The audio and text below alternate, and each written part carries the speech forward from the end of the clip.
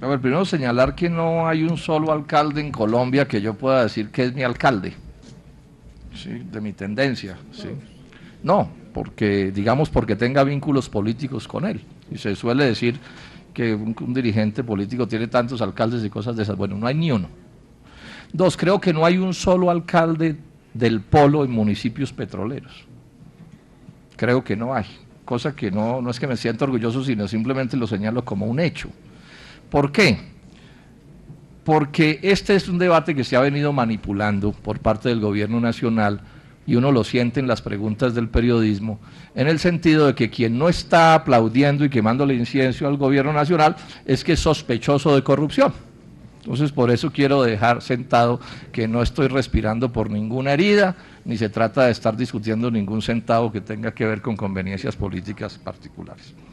Lo segundo es decir esto: es obvio que allí donde haya corrupción hay que perseguirla y a quien haya cometido delitos debe pagar las penas que tenga que pagar por los delitos. Y lo mismo hay que hacer con el despilfarro, eso hay que rechazarlo de manera enfática.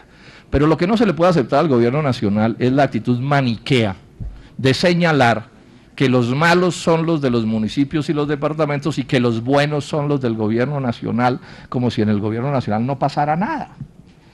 Bueno, el señor SAR Anticorrupción, el año pasado, el antepasado, señaló que de la contratación nacional se roban 4 billones de pesos al año. O sea, en los últimos 8 años serían 32 billones perdidos. Estoy hablando de la contratación nacional. Entonces, que no nos saquen ese argumento. Y con el cuento del despilfarro, yo invito al periodismo que vaya a Barranca Bermeja y vea un inmenso puente que hay sobre el río Magdalena, que no se construyó por el municipio de Barranca Bermeja, sino que construyó el gobierno nacional, y esto es increíble, un puente descomunal sobre el río Magdalena, imagínenselo en esos sitios, y uno pasa el puente y al otro lado no hay carretera, no hay nada, o sea, el puente solo conduce de una punta del puente a la otra punta del puente, y ese lo construyó el gobierno nacional. Yo invito al periodismo que vaya y lo filme, y nos lo muestren como una gran eficiencia del gobierno nacional. Entonces, digamos que pongamos este debate con seriedad y hagámoslo con seriedad, y en ese sentido le ratifico a el doctor Hernando José Gómez, director de planeación, que necesitamos cálculos finos. O sea, estos debates no se pueden hacer con cálculos gruesos, que es que muchos hallazgos o muchas cosas nos señalaron aquí, bueno, muchas con respecto a qué. ¿Por qué no nos comparan con el resto del país, con el resto del gasto público, con el gobierno nacional, a ver si es verdad que en este caso tenemos mucho? Y que se separen unos casos de otros, porque se trata de precisar de verdad cuáles son las cosas. Por ejemplo, se dice que son 180 municipios y que en muchos de ellos todavía sigue habiendo problemas graves de salud y educación, pero en el propio informe de planeación que nos dieron la semana pasada, se reconoce en ese informe que de los 180 hay 56 que han cumplido en salud y hay 48 que han cumplido en educación. Yo no sé si eso sea bueno, regular o malo, pero esa es una cifra. De pronto es muy bueno, porque resulta que aquí hay municipios que reciben recursos muy grandes de regalías, como lo sabe el ministro de Minas, pero hay otros que reciben miserias. Mira, hay municipios donde lo que hay de regalías es un machín que saca unos cuantos barriles de petróleo al día y también le llegan recursos de regalías y son parte de los 180 que mencionan, pero es obvio que ese municipio con unos cuantos barriles no va a poder resolver sus problemas de educación y de salud. Entonces yo le insisto a la vocera de planeación aquí que necesitamos cuentas finas, de detalle, para poder saber qué es de verdad lo que está sucediendo y qué es lo que no está sucediendo, porque podría ser sorprendente que las cosas sean bastante mejores de como las insinúa el gobierno nacional, sin que yo con esto quiera negar que hay problemas y seguramente graves en los municipios, pero también en los departamentos y también en la nación. Para mí yo creo que las cosas están claras. ¿Qué es lo que yo le pediría al gobierno nacional? Que jugáramos limpio, como se dice, con las cartas en la mesa.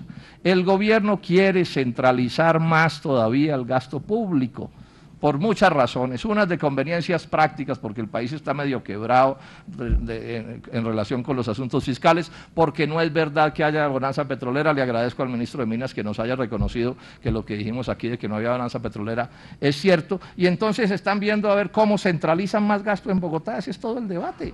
Bueno, pues démoslo con franqueza, que el gobierno nacional nos diga por qué es bueno que no sea Juan Rodríguez, el alcalde de un pueblo perdido de Colombia, el que determina un gasto, sino que sea nada menos que el doctor, ¿cómo se llama?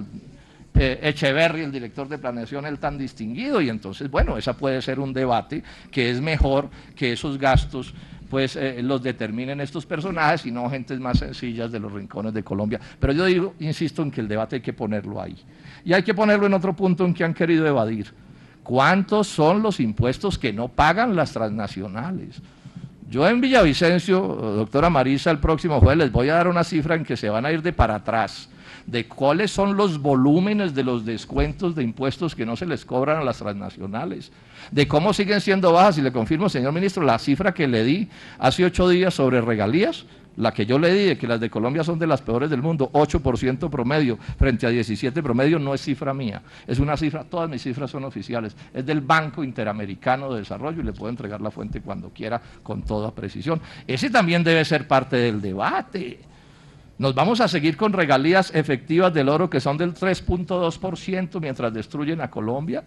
Van a seguir las transnacionales de la minería y del carbón prácticamente no pagando impuestos, o no pagando, pero sí siendo muy bajos. Algo pagan, pero son extremadamente bajos. Esos son temas que se deberían discutir y que ojalá, doctora, que Planeación nos dijera. ¿Cómo sería de bonito que Planeación nos dijera? Drummond ha debido pagar tanto de impuestos y no ha pagado sino tanto.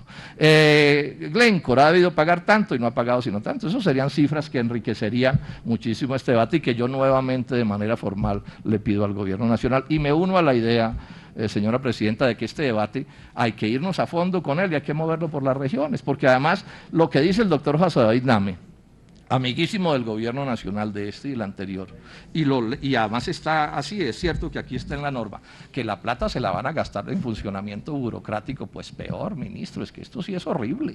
Es decir, que a uno le digan que la plata de un pueblo perdido de Colombia para educación o para salud no puede estar ahí porque hay que dársela a un nuevo burócrata de algún sitio de Colombia, por supuesto, para gastársela en funcionamiento, por supuesto, que es una cosa también por completo indeseable. Insistamos entonces en el debate e insisto al Gobierno Nacional, Ministerio de Minas, Ministerio de Hacienda, Planeación Nacional, la Comisión Quinta necesita todas las cuentas, pero son todas. No son las que le convengan al Gobierno Nacional, todas, y si ustedes tienen la razón, no vacilaremos en darles la razón, pero si nosotros tenemos la razón en nuestras preocupaciones, concédanoslas, y que actuemos con seriedad y defendamos lo que sea mejor para Colombia. Gracias, señora Presidenta.